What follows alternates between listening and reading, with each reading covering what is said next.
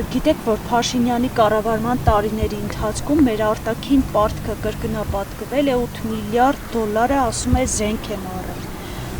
Այդ ինչպես եք պատկերացնում, ռազմական բյուջեն կրճատվել է, բայց ինքն ասում է զենք են առել։ Փաշինյանն ինքը զենք չի առել։ Այդ ավելացված գումարները մեծ մասը բաժանել են իրար մեջ, բոլոր աշխարհի տարբեր ծայրերում իմ կարծիքս է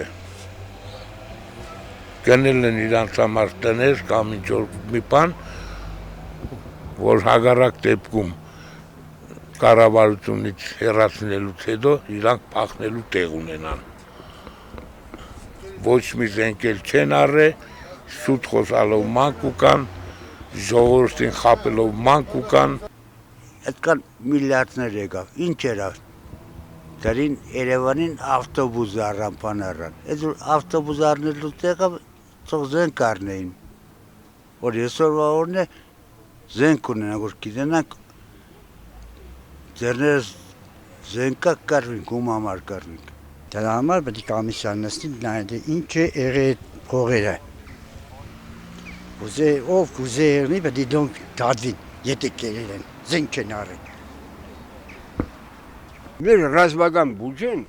կրճատենք է, որովհետև հաշվին մենք մասի վրա մնացած թիտերնիկ ենք, կարճա թիտերնիկ ենք, երբ ուզենա թուրքը փույն է թռնիսկը, իսկ հմի ասենք որ զենք ունենանք որոշ գուրը, իրանք գիտենում մեզ 10 հոգի սպանեն, մեր 2-3 հոգի իրանցից կմահանար, չէ։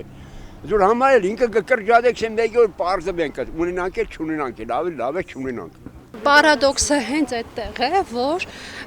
7 տարիների ընթացքում պետական բյուջեի պարտքը մոտավորապես 8 միլիարդով ավելացվել է,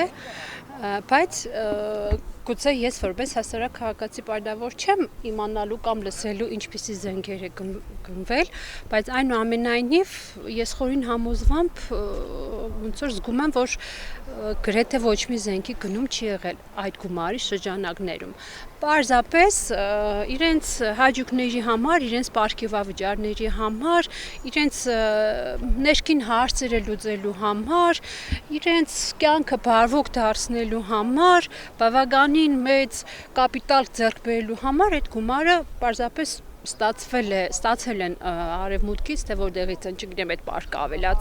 ավելացվել, բայց այնուամենայնիվ ինքը չի ծառայի Հայաստանի Հանրապետության համար։